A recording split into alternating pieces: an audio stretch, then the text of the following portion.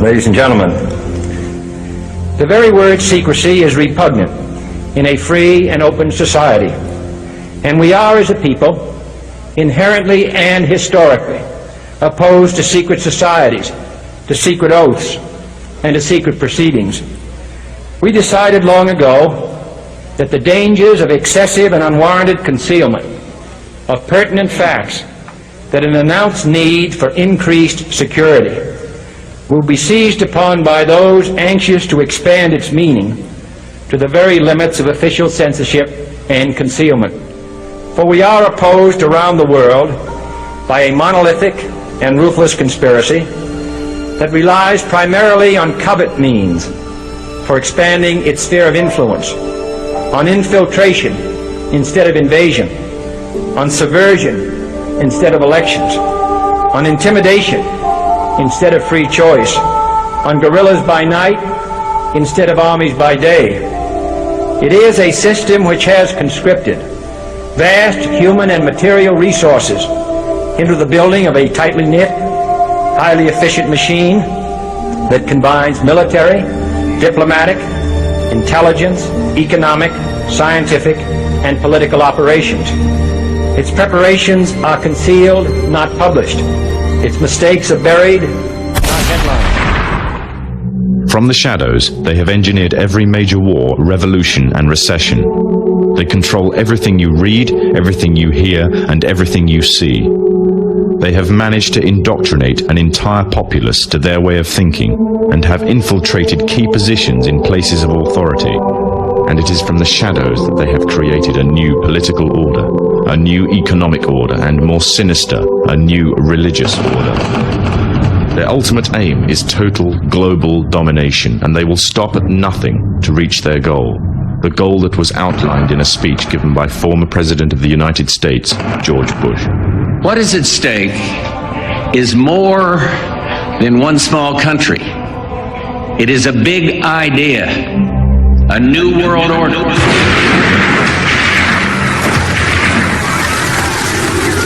However, the origins of this global plan were not created in the offices of the White House. In reality, their roots lay in another war. This time, the year is 1095, and the place, Clermont, France.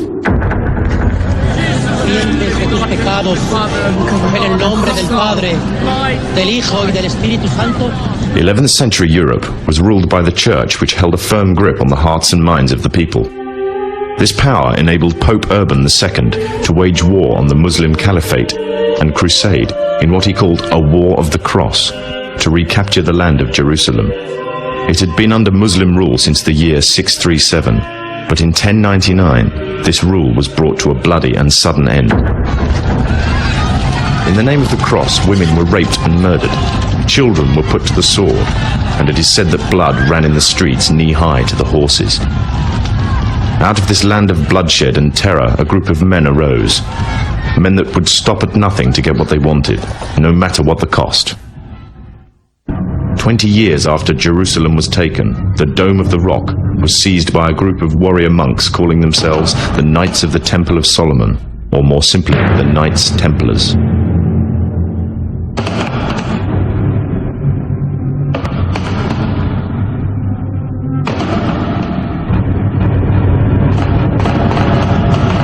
In Jerusalem, the Templars began to deviate further and further away from the practice. They learned the secret arts of the Kabbalah, an ancient form of Jewish magic, along with its dark rites and rituals. The Jews had learned the arts from the pagans of ancient Egypt during the times of enslavement to the Pharaoh, and developed them into Babylon at the time of Nebuchadnezzar.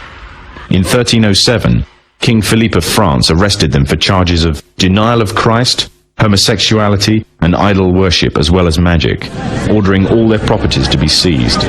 Their leader, Jacques de Molay, was captured and burnt to the stake. The Templars were cornered, and just when it seemed they were finished forever, a glimmer of hope arose from a seemingly certain end. They were to find a safe haven as well as an ally. But not in France. In fact, in a country in a desperate struggle for independence against the English, the country of Scotland.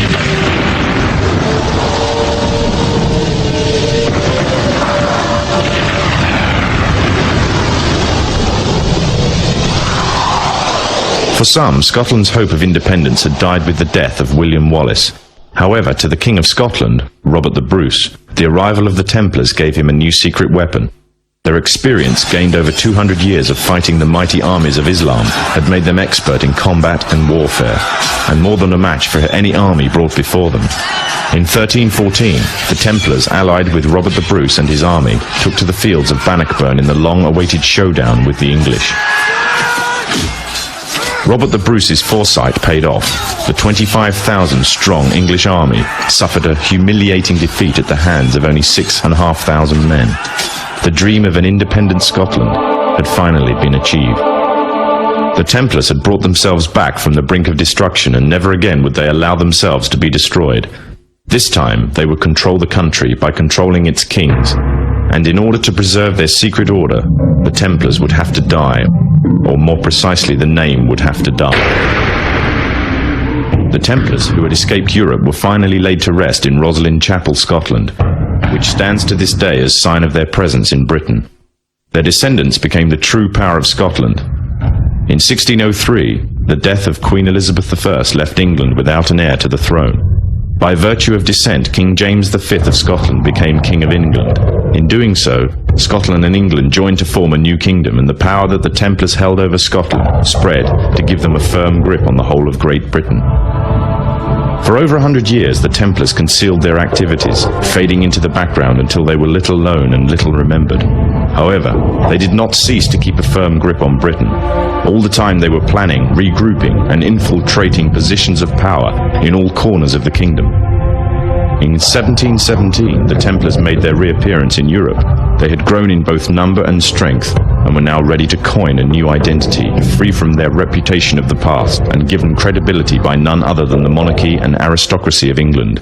And the name they chose for themselves was a name that would be known by many, but understood by a few. This new name, the Freemasons.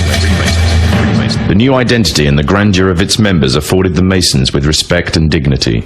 The first royal member of the Freemasons was Frederick, Prince of Wales. The latest members include Prince Philip, the Duke of Edinburgh, and consort to the current Queen of England, Elizabeth II, who herself is a grand patron to the Masons.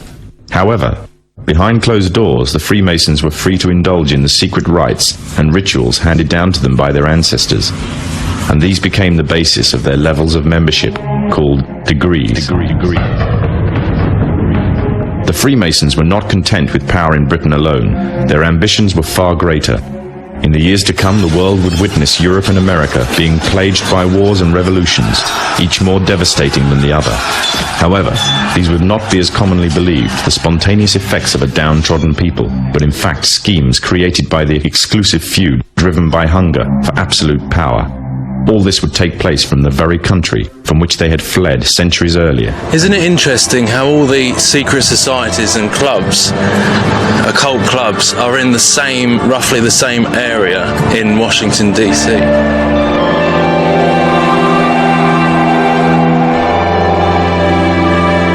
Whatever's Egypt got to do with the United States of America?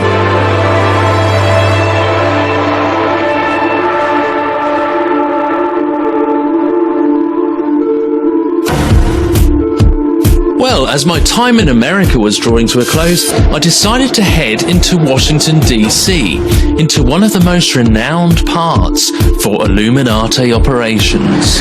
There's quite a lot going on around here, you know.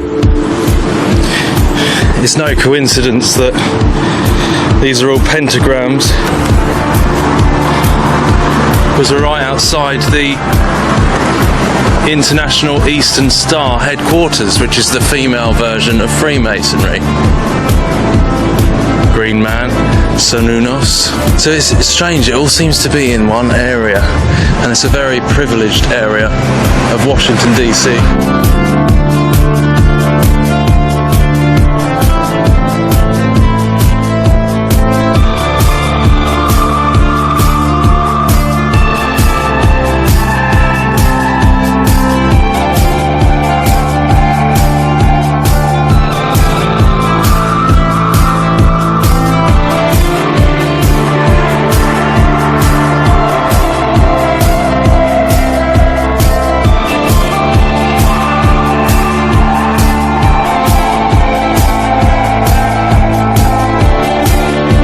Freemasonic symbolism that surrounds Washington, D.C. is absolutely undeniable. But today I was hoping to get a peek into a very specific place that lies right in the very heart of the capital city. Well, there's your link to ancient Egypt. These are the secret societies, my friends.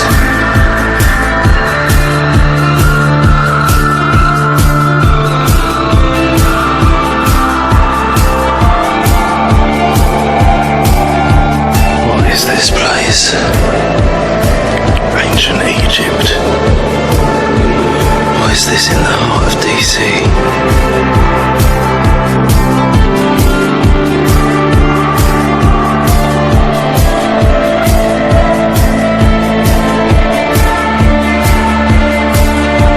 Absolutely astounded to see that practically everything that we expose here on RSE had its place on the bookshelf of this Freemasonic library.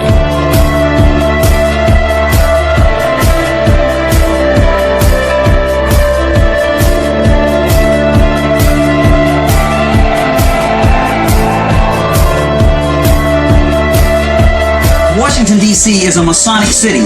It's laid out by a Masonic call. Every building is laid with its foundation stone by Freemasons. It was laid out as a Sephirotic tree of life in the Jewish Kabbalah, or as a Masonic coffin. Freemasonry is Judaism for the Gentiles.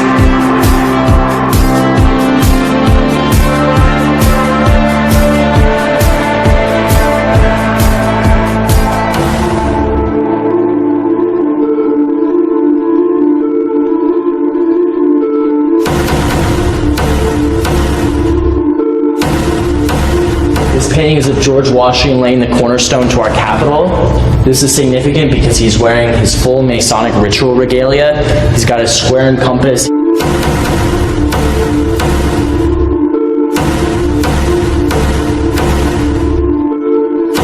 And then, as I walked into the main temple of this Scottish Rite building in Washington, D.C., right there before me was the black cube of Saturn, the Roman god of time worship. And the Hebrew writing in the middle says, God said, let there be light, and there was light.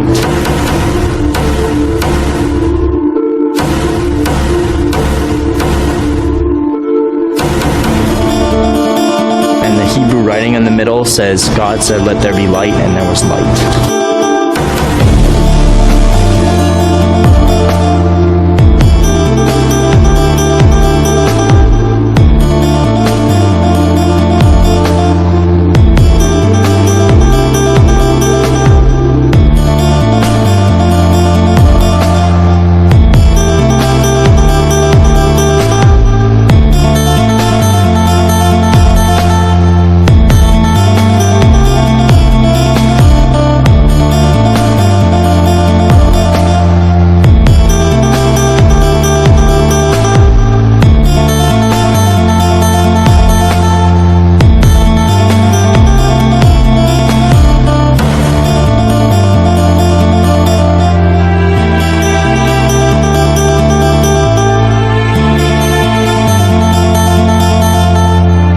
I soon realized that this building is the Masonic Mecca of America.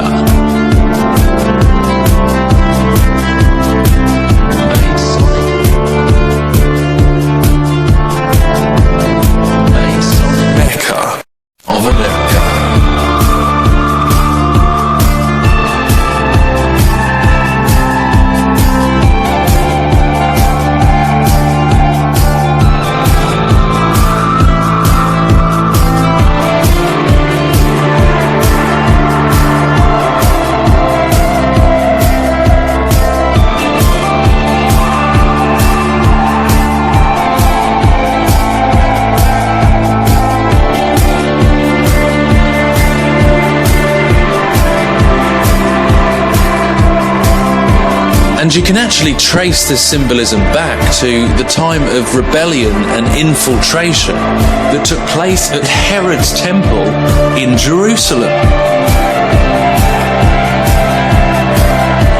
Freemasonry is Judaism for the Gentiles.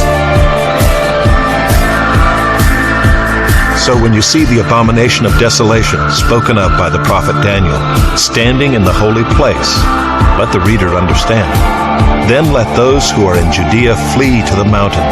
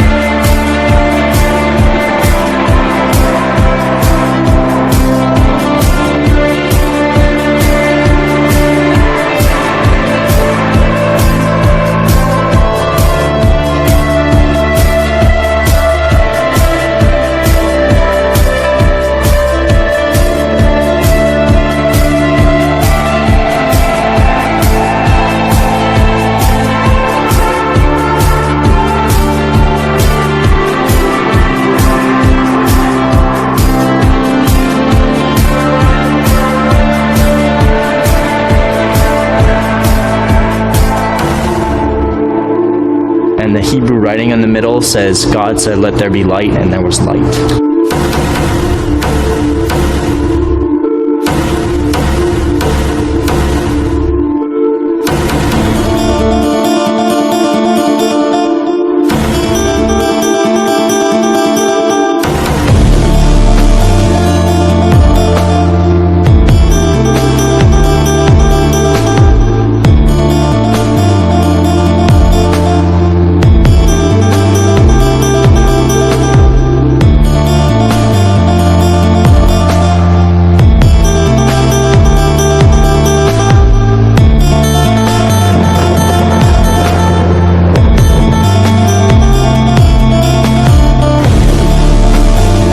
Serpents, you brood of vipers, how are you to escape being sentenced to hell? To hell, to hell.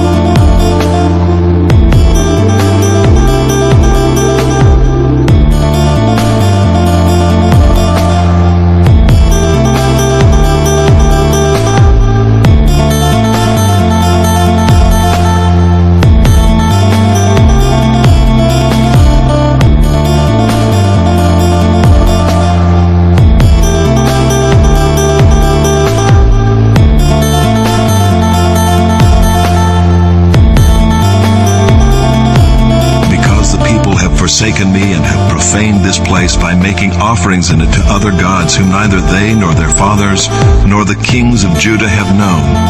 And because they have filled this place with the blood of innocents and have built the high places of Baal to burn their sons in the fire as burnt offerings to Baal, which I did not command or decree, nor did it come into my mind.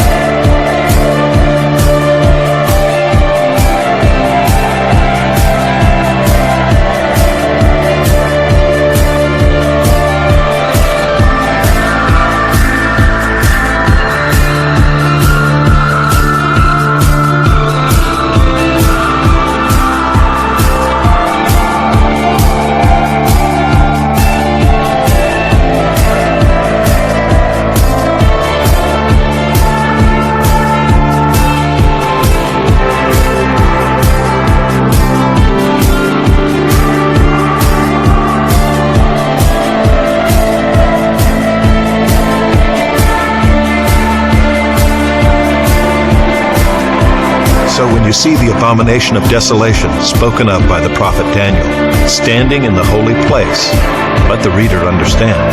Then let those who are in Judea flee to the mountain.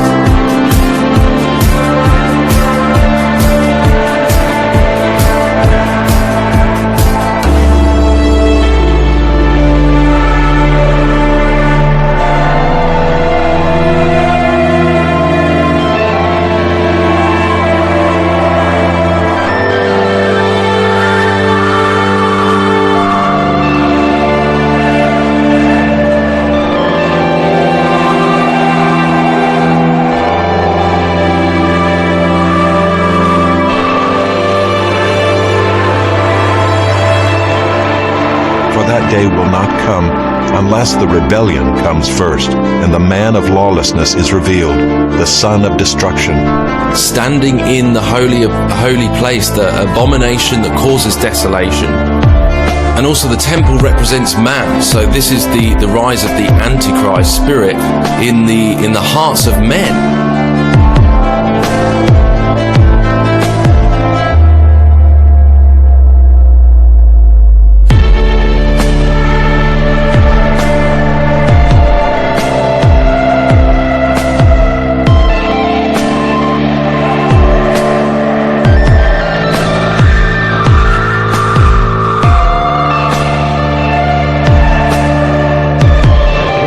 Were fascinated with that mystical aspect of Judaism called Kabbalah.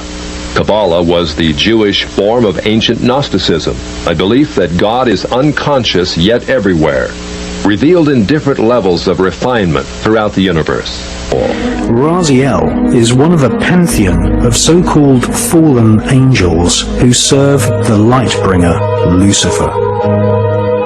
The Kabbalah describes the many angels and demons who inhabit the spiritual realm. The Kabbalah gives Kabbalists a roadmap called the Tree of Life, which explains how to invoke and communicate with these powerful spirits. The magical information in the Kabbalah originates from Babylon and ancient Egypt at the time of the pharaohs, but did not reach Europe in printed form until the 11th and 12th century. The foundations were laid for a new order in the world. Kabbalists such as Adam Weishaupt helped establish the ultra-secret Illuminati, which became a cover... 6. Adam Weishaupt, though it was influenced by the Illuminist trends of the time, the name of the order was inspired by the Spanish Alumbrados and the French Illuminés. Satan's plan is no people here, maybe just a few, and a one-world government. The Bible says perilous times shall come.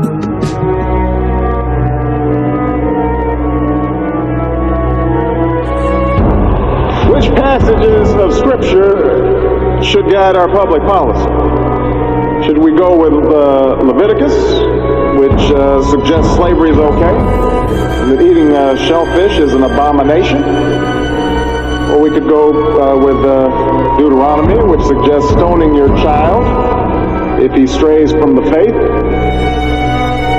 Or should we just stick to the Sermon on the Mount, a passage that is so radical that it's doubtful that our own Defense Department would survive its application? The world elite are tirelessly working to allow the formation of a one-world currency, massive depopulation, a one-world religion, and of course, a one-world government.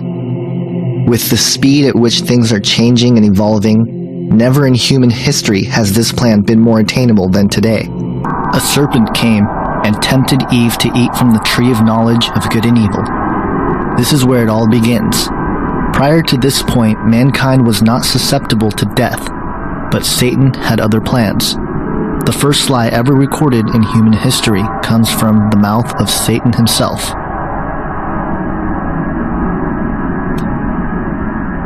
Satan, being the father of lies, was able to redefine what good meant. Upholding to the traits of a great deception, Satan's lie contained some truth, but to understand how this lie has permeated throughout history and is being used to create the New World Order, we must break down this passage. Satan knew that when they ate of the fruit of this tree, that mankind would be subject to death. This lie is the foundation for New Age ideas like reincarnation. It is the idea that even though we may physically die, there is no heaven or hell, but instead we return with another opportunity to attain enlightenment. It is also the one lie that many of the world elite believe today, which is that through the use of intellect, technology, and science, man will achieve immortality.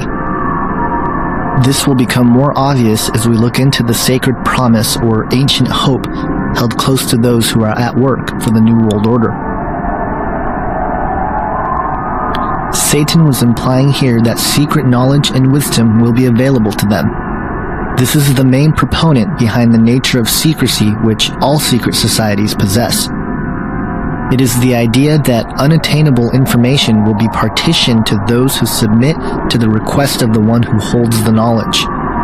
It also plays on the hope promoted by the New Age movement, which claims that we are all spiritually evolving into a higher consciousness, and that if one would only tap into this universal energy force, they would realize that they are God.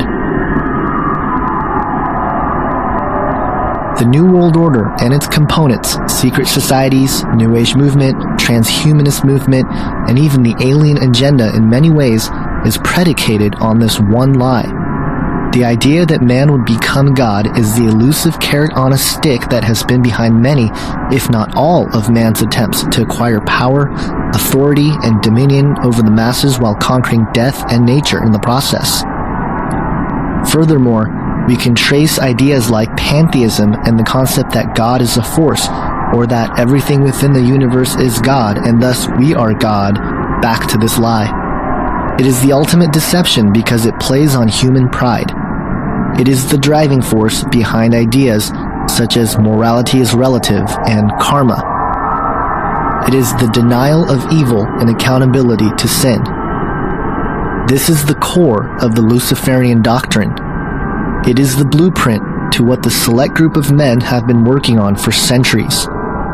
Exclusive knowledge to achieve immortality and become gods, all without the help of the Creator God, but by our own use of intellect.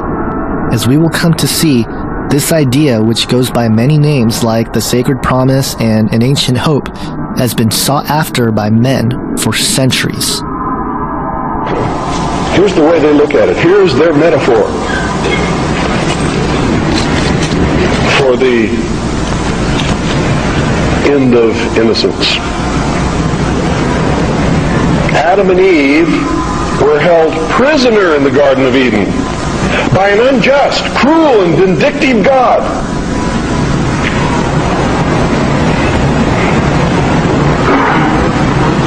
Until Lucifer, through his agent Satan, set man free from this garden by giving him the gift of intellect.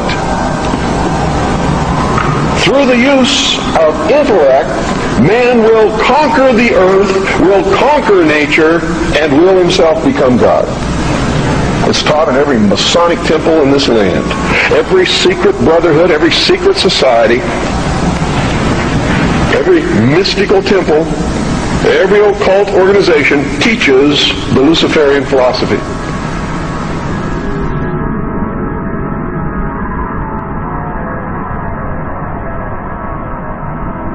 When our founders declared a new order of the ages, they were acting on an ancient hope that is meant to be fulfilled.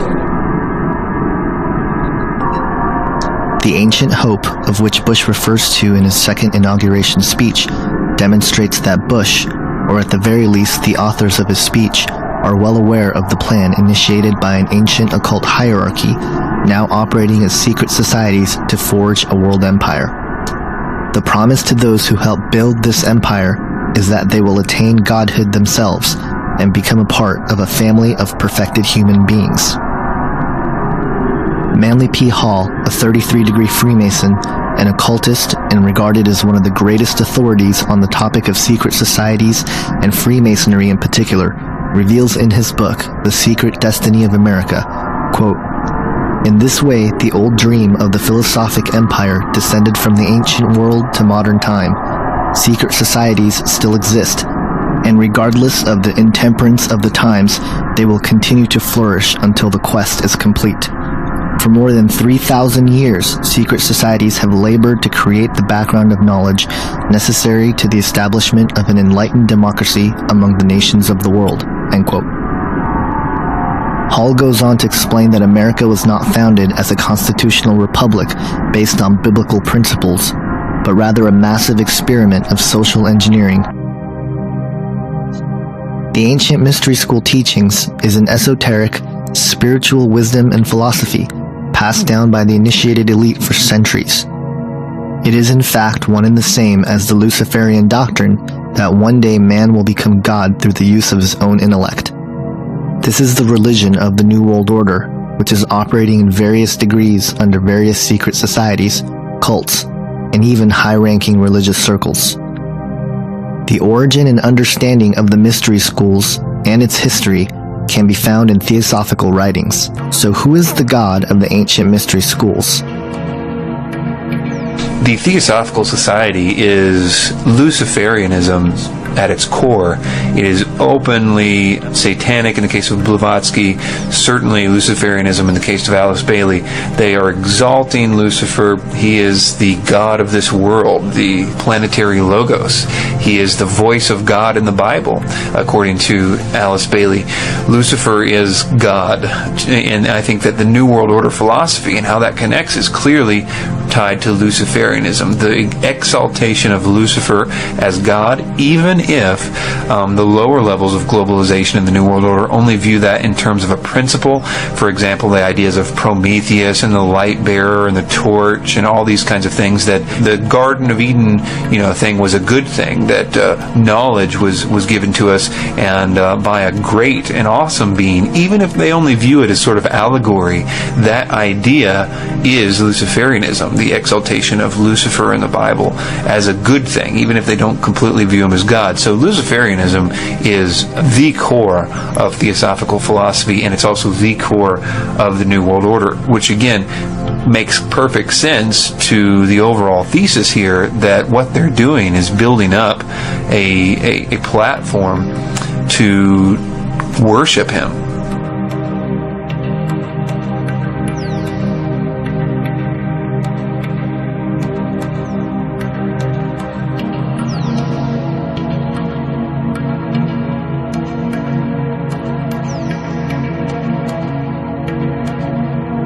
So you have very high-ranking guys saying that they're worshiping Lucifer.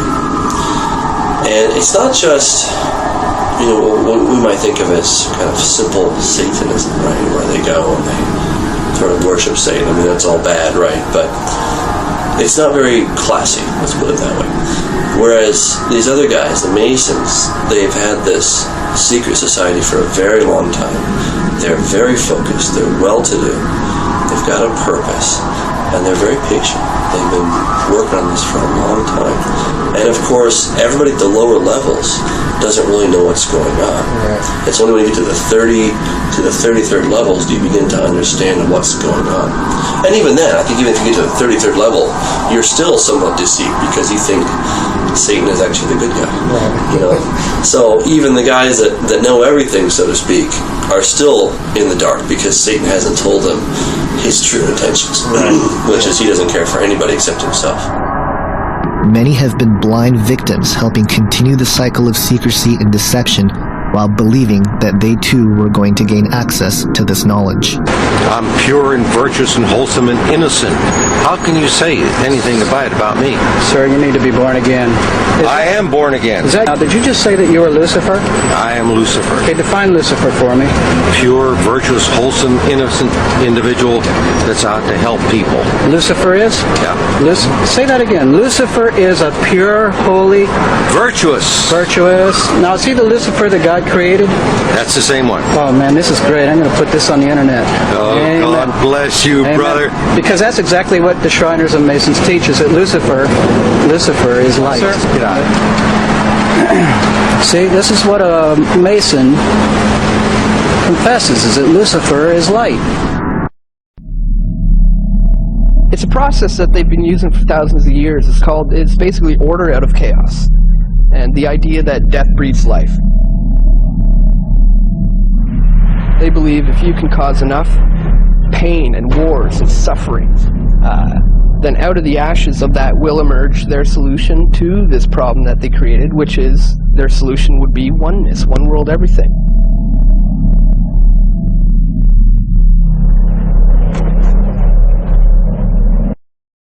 Finally, my brethren, be strong in the Lord, and in the power of his might. Put on the whole armour of God, that ye may be able to stand against the wiles of the devil. For we wrestle not against flesh and blood, but against principalities, against powers, against the rulers of the darkness of this world, against spiritual wickedness in high places. Wherefore take unto you the whole armour of God,